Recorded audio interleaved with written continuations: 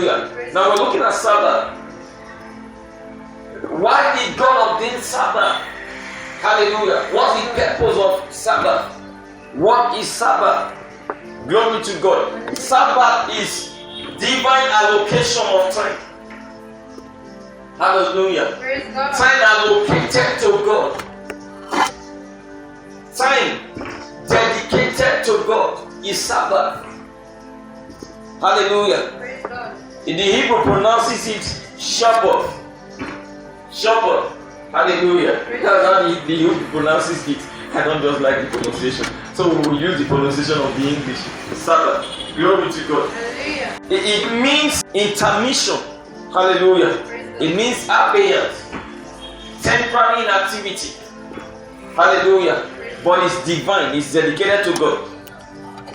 In Exodus chapter 20, which we will read from verse 1 to verse 3 and 8 to 11, the Lord introduces his people, the children of Abraham, to Sabbath. Exodus chapter 20.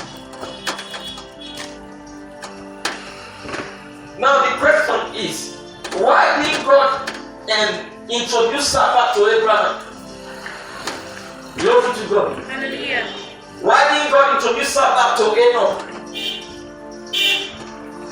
Hallelujah. The reason is because they already understood the mystery of Sabbath.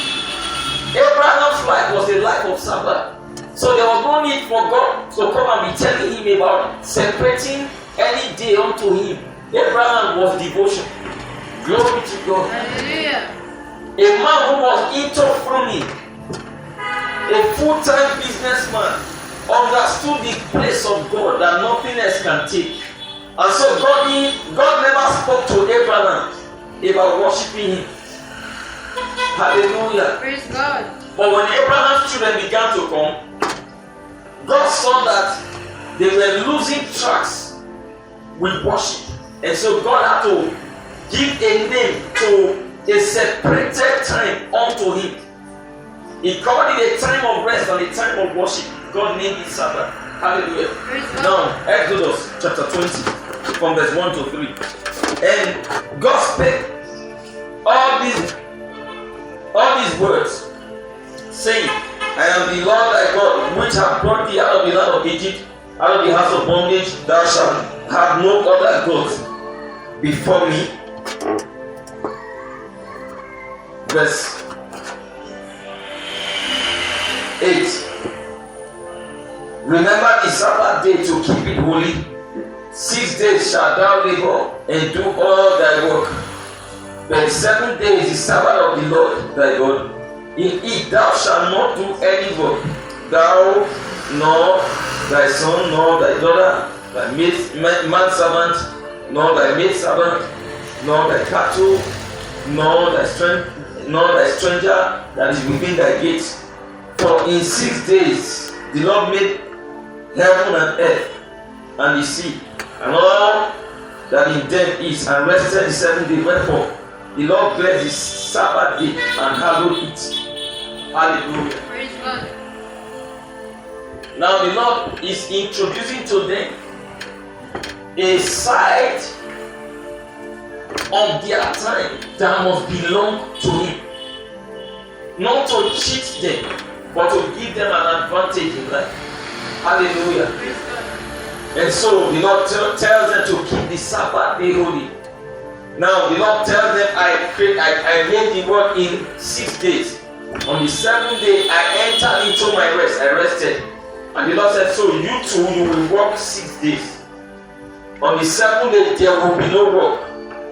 The 7th day shall be a day of rest. And so you see, the Pharisees of the time of Jesus, just like the people of Israel, they misunderstood it. They did not understand it. Why? When purpose is not known, abuse is inevitable. Hallelujah. Praise God. They did not know the purpose of Sabbath. And so one day they saw Jesus healing on the Sabbath day, and they were just not happy. And they began to question Jesus. Did God not say that we should not do any work on the Sabbath day? Why are you working? Hallelujah. They did not understand the purpose of Sabbath. Now this is why God gave Sabbath. Hallelujah. Sabbath was ordained by God for rest, worship, devotion, and service. So there are two reasons for Sabbath. The first reason is rest. The second reason is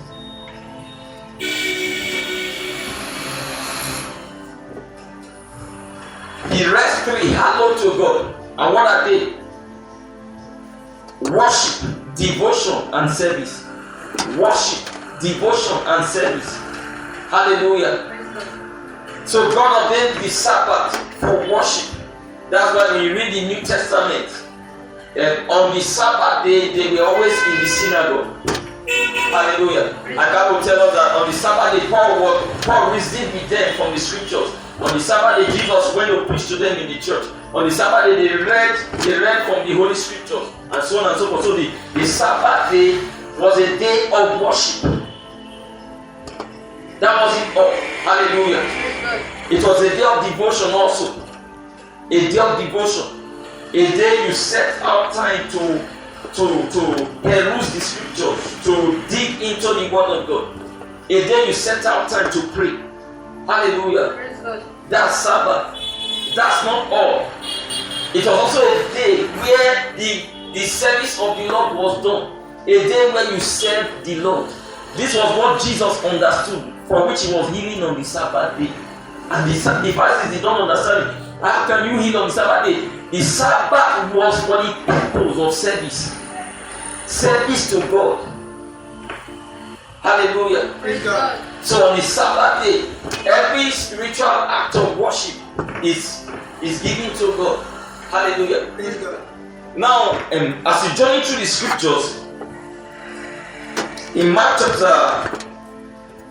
chapter 2, from verse 23 to 28, when they challenged Jesus one day, when his disciples were plucking corn, they were hungry, and they were plucking corn. They were coming back from evangelism, from outreach. They were hungry, and so they were plucking corn, and the Pharisees were angry. They interpreted that one to mean like going to farm, that God said don't do. That whoever does it with that, this ones did that. Glory to God. Yeah. They were coming back from evangelism. They had done the work for the day. Hallelujah. And moreover, most likely they didn't have food at home to eat. That was the food they were going to be eating. And so they were eating it on the way as they were going. They were very hungry. And they challenged them. And Jesus said, the Sabbath was made for man. Man wasn't made for the Sabbath. He said, therefore, I, the Son of Man, I am Lord of the Sabbath. In other words, I can manipulate the Sabbath to the way I want it to be, provided divine pleasure and objective is fulfilled. Glory to God. Hallelujah. And so they were dumbfounded. Now, when you read the scriptures in Ephesians chapter 5, verse 16, the Bible tells us to redeem the time, because the days are evil. It said redeeming the time, for the days are evil. In other words, buy time into the spirit, for the days are evil. Hallelujah. And so that's why we, in our time, we can't wait for one day of the week as Sabbath. So as the wisdom of God increases in us, we have been able to spread, like Abraham our father, the Sabbath through our everyday. Glory to God. Hallelujah. So that we can achieve fervency in spirit while diligent in business. Hallelujah. So the scripture tells us, as you join in the New Testament, in Hebrews chapter 3 verse 13, it said, exhort one another daily. Imagine that. Daily. Why has he come to daily? Because men have come to understand the mystery of Sabbath and the purpose of Sabbath. So he said, exhort one another daily. Exhort one another daily, not once a week. Daily. He said, why it is called today? So that you will not be hardened through the deceitfulness of sin. Because to wait from Monday till end of the week before you Sabbath is to endanger your life. Hallelujah. The devil is too impatient to wait for that long. Glory to God. Hallelujah. Do you understand? Then in Colossians chapter 2, verse 16, Paul says to us, let no man beguile you, deceive you of holidays and so on and so forth. And he mentioned Sabbath. Hallelujah. He said, which are a shadow of things to come. Paul says the Sabbath was a shadow of things to come. In other words, the Sabbath that they observed in Exodus, the once a week Sabbath, was a shadow of things to come. What does it mean by shadow? It means a form. It means a type of what God was planning to do. It was an introduction. That was not it. If you want to understand it, you look at Abraham again. Hallelujah. You look at men like Enoch. Men whose life were wholly devoted to God. What was the mystery, the idea of the Sabbath? It was to sanctify God in the lives of the people. The word sanctify means to separate. It means to set God apart. It means don't mingle God with your activities. Hallelujah. Don't eliminate God from your life because of an attempt to get what to eat, what to drink, what to wear. An attempt to fend for your family and for your children. Hallelujah. Don't excommunicate God from your life. And so Paul said it was a shadow of things to come. So how should Sabbath be? It should be every day. So by the wisdom of God, we have been able to understand why God ordained Sabbath. Sabbath is like tithe is a percentage, a portion of our money. Sabbath is tithe of our time. Hallelujah. Tithe of your time is Sabbath. And so God said, work 6 days. Then rest on the 7th day. Hallelujah. We have 24 times 7. 24 hours is what you have in the day. 24 hours times 7 days. You have 168 hours. Mathematically, 168 hours. Hallelujah. Now, that a tithe of 168 hours is 16 hours, 8 minutes. Hallelujah. 16 hours, 8 minutes. And that gives us about 2 hours, 40 minutes per day. Hallelujah. 2 hours, 40 minutes per day. Hallelujah. So that leaves you with a minimum devoted time to God for your everyday, the time of God in your life that must belong to God. God is not taking it from you, it's his own. Just like tithe is his own.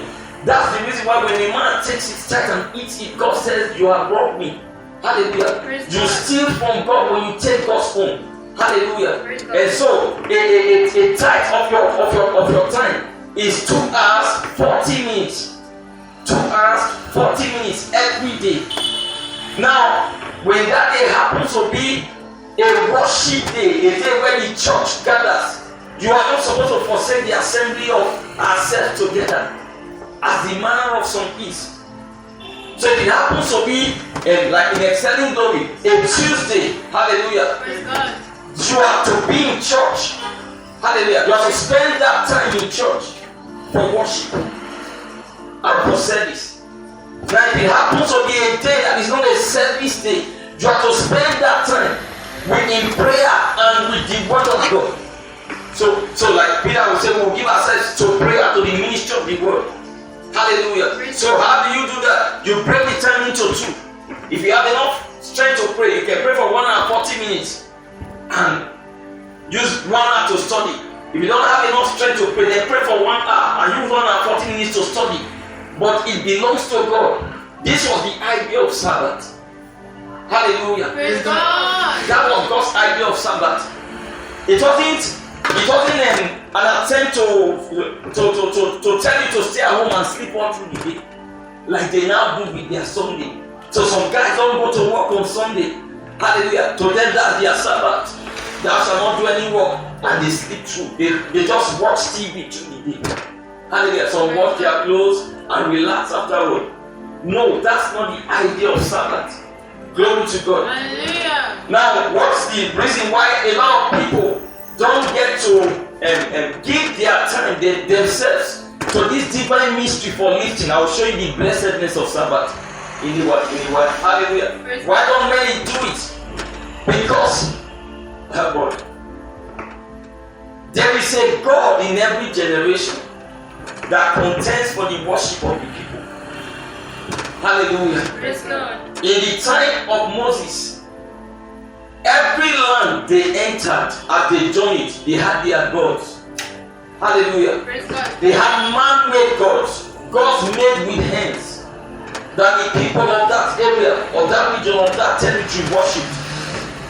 One of the chief warnings that happened to be the very first and chiefest of the commandments is, thou shalt worship no other God except me. The reason for that placement, the reason why God put that first, you'll be understanding as you read through the scriptures.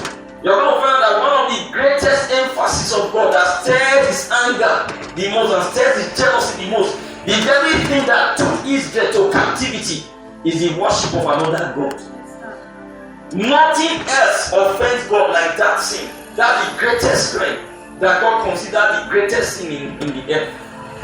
Hallelujah. Praise God.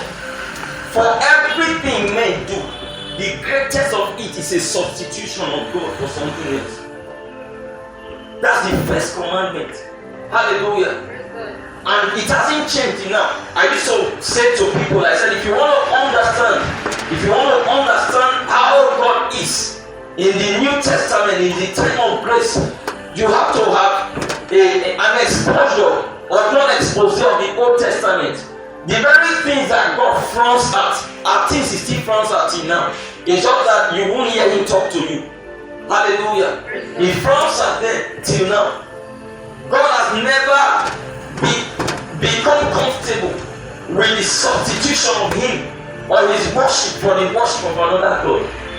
So every generation has had a God they worship. In our time, there is a God that is contending for God, contending with God, contending with God's place in our lives. That God is called Mammon. You ever heard that word before? Mammon, M-A-M-M-O-N. Mammon is his name. Is the name of a God. Is the God of wealth. Is the God of riches. The hidden God.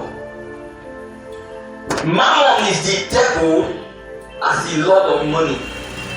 Mammon is the God of money. Satan manifests as the God that controls money, that gives money, that gives wealth, that gives riches. Is called Mammon. Hallelujah. That's the God that is contending in our time for the place of God, for the time of God, and contending for Sabbath in our time. Hallelujah. Matthew chapter 6, from verse 24 to 33. Hallelujah. The Lord Jesus says in verse 24, you cannot serve God and Mammon. He said, for no man can serve two masters at a time. He said, either he loves the one and hates the other. Hallelujah. He said, you can't serve God and Mammon. How can he equate God with Mammon? Because that's another God. He uses the word serve. Serve. You only serve a God. Hallelujah. You only serve a God. He said you cannot serve God and Mammon. Glory to God. Hallelujah. Now, how does Satan force men into this worship of Mammon? How does he do it? He creates in their lives a lot of constraint and stress. He creates in their life battles. Hallelujah. That pressure them into one option. The option to substitute the living God. Hallelujah. The option to give up the time for God, so that they can make ends meet and make their way prosperous. Hallelujah. That's what he does. And so he started it with the Lord Jesus. In Luke chapter 4, the Bible tells us how, Luke chapter 4 from verse 1 to 13, and particularly about 5 to 8. Luke chapter 4, 1 to 13. 5 to 8 is my emphasis. Hallelujah. Upon a certain time when the Lord Jesus was rounding up his fasting, 40 days fast, dry fasting. Hallelujah. No food, no water. The devil waited for him on the 40th day, and the devil showed up and began to tempt him. Just like he tempts every believer today, the devil began to tempt him. One of the temptations was that he took him up the mountain. Hallelujah. He took him up the mountain and showed him all the kingdoms of the world. All the kingdoms of the world. And told the Lord Jesus, I will give you the powers of the kingdoms you see and the glory of them. And Jesus said, what's the price? He said, you will worship me. Hallelujah. Praise God. What does it mean? You will give up your time for God. You will use the time for those things. Hallelujah. That's how to worship Him. Hallelujah. Praise God. He didn't tell him to bow. He didn't tell Jesus to bow.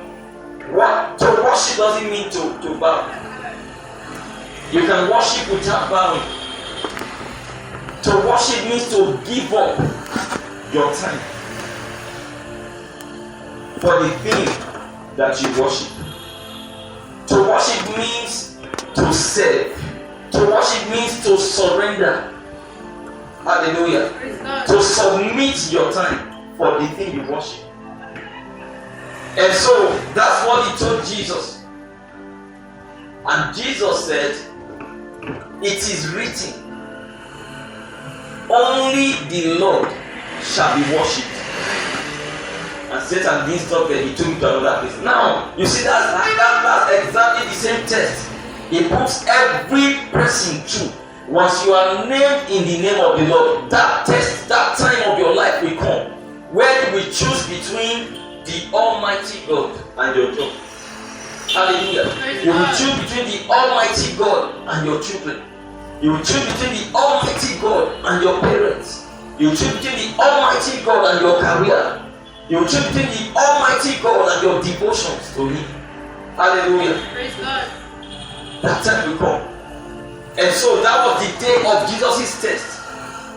So this is what Satan does. This is what the devil does.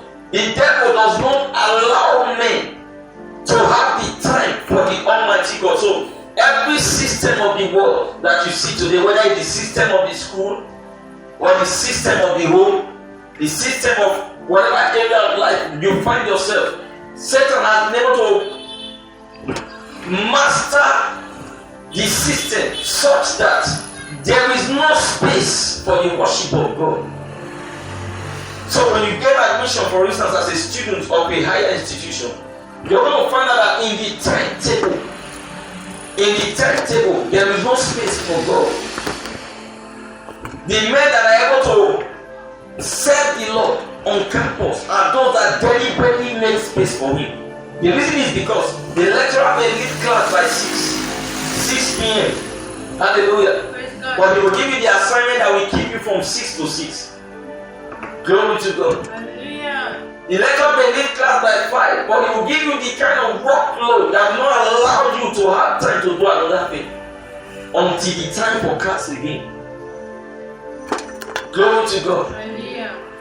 You at the level of the home, the devil will make sure that things are so hard in the family, so that daddy and mommy have to hustle and work themselves out to provide food for the home.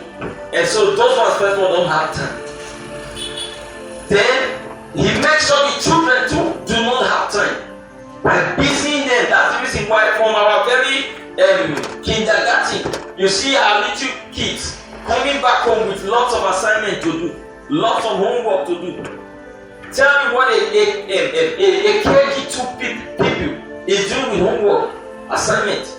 Hallelujah. Praise God. To busy them so that they don't have time. And so every man comes to the point where either his hunger or his need or his desires will push him and push him out of the time for God. So you find a lot of people who don't have time. They tell you no time, no time, no time. Hallelujah. It's so bad that the time people spend in church, they feel they are wasting it. Except in very few places when the word of God is taught with absolute precision and deep revelation. Hallelujah. Praise God. They feel they are wasting that time. Listen, that time belongs to God. He is not taking your time. That is Sabbath. He is not taking your time. You are the one taking his time. Let me show you the blessings of Sabbath. Hallelujah. Deuteronomy chapter 7.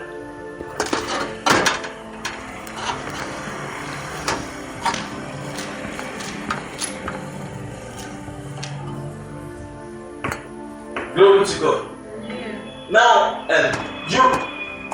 before I read that part, in 10 John chapter 2, 10 John verse 2 rather, and then in Romans chapter 12 verse 11, the Bible tells us about the balance that God created, that Satan is altering every day in the lives of people, in the lives of professionals. Hallelujah. God says in Romans 12, 11, not slothful in business, but fervent in spirit. Hallelujah. Not slothful in business means diligent in business and fervent in spirit. In other words, the two of them must go hand in hand. Hallelujah. Now in 10 John 2, God says, I wish above all things that thou mayest prosper and be in health, even as thy soul prospereth. Hallelujah. So I wish that you prosper and your soul will prosper. In other words, I wish that you prosper spiritually and you prosper non-spiritually. Glory to God. Two sides of prosperity. That's a balanced life. That's a blessed life. That's a life that is blessed in all things. Blessed within, blessed without. But Satan says no, that can't work. You will choose between diligence in business or fervency in spirit. And Satan says, you know your children will be hungry. Hallelujah. Praise God. Satan says, you know your wife needs to buy that wrapper for that occasion. Hallelujah. Satan says, you know your children's school fees, they are already due. They dropped them home yesterday. Hallelujah. Would you still love to choose fervency in spirit? The man says, no, I'm going to work first thing tomorrow morning and I'm coming back after by evening when the day is over. Hallelujah. That's why you see men leave home early in the morning and come back late in the evening to come and sleep. Then on Sunday their wife wants to drag them to church. They don't want to go. Some of the conflicts that couples have at home is tied to the worship. Hallelujah. To devotion. He doesn't want to go to church. He feels that's the only day he has to rest. Hallelujah. That's how Satan has done it and deceived men. Glory to God. Hallelujah. Now here's a young brother, a young sister who decides to serve the Lord. Hallelujah. She decides to serve the Lord and she starts serving the Lord. First year passes, things are hard. Second year passes, things are getting harder. Third year passes, things are getting increasingly harder. And on the fourth year, sister begins to make New Year resolutions. What are New Year's resolutions? That this year one has to use wisdom. Now, what is her own definition of application of wisdom? Is that it's only Sunday she can be going to church as it is right now. Hallelujah. What's the problem? Hunger, unfulfilled aspirations, unaccomplished dreams. That's what Satan does to force men into only diligence in business at the expense of fervency in spirit. Hallelujah. That's what he does. And so the dear sister who told herself that she's going to serve the Lord all her days, she finally happens into this guy who is proposing to her. Hallelujah. The guy he doesn't go to church. Hallelujah. He doesn't go to church, but he's loaded. Glory to God. He's loaded. He doesn't go to church. He has not. Those things are nonsense to him. And the sister knows that those things, the things of the spirit, the things of God, are nonsense to the young man. And she doesn't care.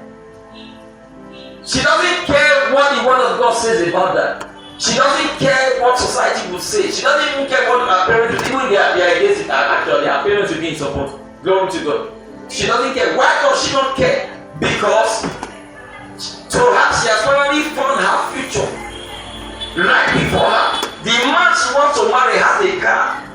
He has started traveling overseas. Glory to God. But he is godless. She doesn't care.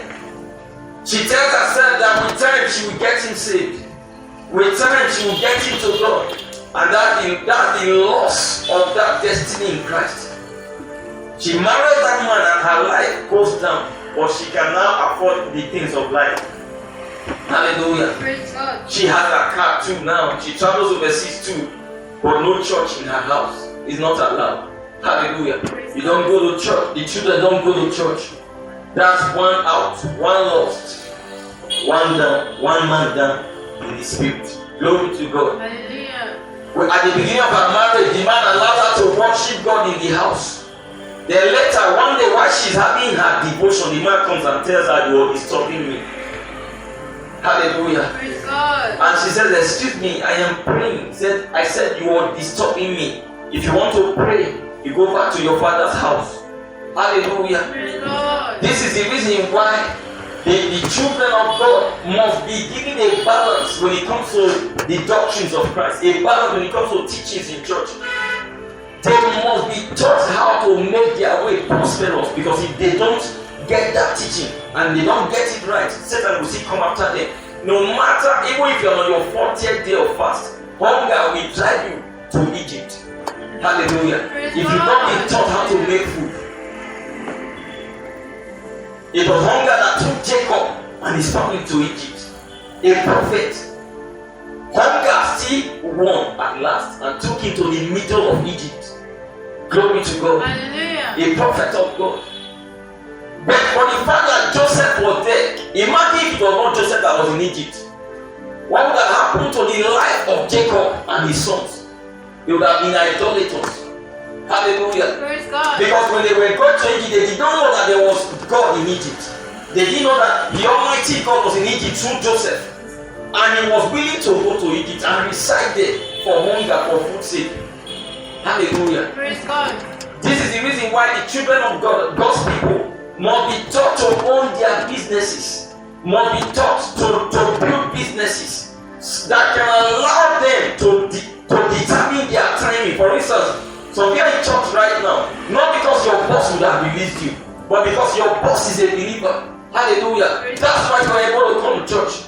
When you go to Wicked Church on Sunday, you don't see the staff there in the morning. They are all in church. That's because their boss is a Christian. If it was not a Christian place, hallelujah, I'm not sure unless we do that. Glory to God. Hallelujah. I'm not sure it will be done. I'm sure if you go there on Sunday, you see them working and operating. I'm not sure top post will do that. Glory to God. I'm not very sure he may do it, but I'm not sure. But I've gone there on Sunday and I saw him working. Glory to God. Hallelujah. Hallelujah. Praise God. This is what we're talking about. This is why the saints must arise and become very blessed and loaded by employing the balance of the word of God and the wisdom of God in making their way prosperous. Because if you prosper in your soul and your pocket is empty, you will still go to Egypt. It's a matter of time. If you are fervent in spirit, and listen, you are fervent in spirit but you are broke, you will see enter Egypt. It's a matter of time. At the beginning you will be resisting. You'll be resisting. You'll be resisting. You'll be resisting. You'll be resisting. Like you're resisting the temptation. Satan will leave you for a season. Remember, he doesn't go forever. He lives for a season. He said he left Jesus for a season. Luke chapter 4. He will come back someday when the thing has gotten harder. Hallelujah. And ask you if you still want the same offer. Would you still like to receive the offer I gave you 3 years ago? You're like, I don't want what I want. Hallelujah. I don't like what I like. Glory to God. Hallelujah. This is how the souls of men are sold. That's the reason why this understanding must be given you. You must understand it. You must be wise. When I was growing up as a young man, even though I was schooling, I always told myself, because I noticed that each place I went to work, to seek for a job, there is no system that allows you to serve the Lord, except it's a Christian system. Hallelujah. No system allows you to serve the Lord. There are places today that people work and earn, and on Sunday they have to be at work. Most senior managers of these multinationals you see, they go to work on Sunday, they go to work on Saturday. There is no spare time. If you hear in Nigeria that any job is paying up to 400,000 naira, 300,000 naira, even 250,000 naira, the man doesn't have time for God. That's why that money can be paid him. No employer, except a Christian employer, can pay in this country today 400k and you'll be able to go to church and serve the Lord. Hallelujah. At your time, it's not possible. Hallelujah. Praise God. So the children of God must arise and own their own businesses, build their own businesses, raise their own businesses, so that when it's time for Sabbath, you give God His Sabbath. Hallelujah. Hallelujah. Praise God. Glory to God. Hallelujah. Rise on your feet. Deuteronomy chapter 7. Chapter 7. From verse 7 to 18 are the blessings of Sabbath. Hallelujah. Not only Sabbath blessings, is blessings of God. One of the things God is blessed for is Sabbath. God said, if you will do these things I have commanded you, when He was through giving the commandment, the Lord said, I will send sickness away from the midst of you. The Lord said, I will bless the works of your hands. I will cause you to multiply in the land that you go to. You will prosper in the land. It will be well with you. The enemies will turn their backs on you. You will be the head and not the tail. And many other promises God gave them. Hallelujah. Blessings of Sabbath. Hallelujah. Blessings of Sabbath. God said you will not be sick. The things that happen to others and bring them down won't bring you down. Hallelujah. Praise God. Glory to God. Hallelujah. A lot of Christians and people will serve the Lord if they have money. A lot of people will serve the Lord if their needs are met. So Satan knows what makes people have time for God. And so what he does is to attack them and make them not have those things so that they will not have time for God. Hallelujah. That's the reason why the child of God must be taught how to protect himself and his own. Many believers are not aware that Satan can attack their finances. They don't know. They are not aware that Satan can attack their children, attack their home, attack their wealth, attack their riches. Hallelujah. So that in your not having those things, you will seek mammon, the substitute for God in our time. Hallelujah.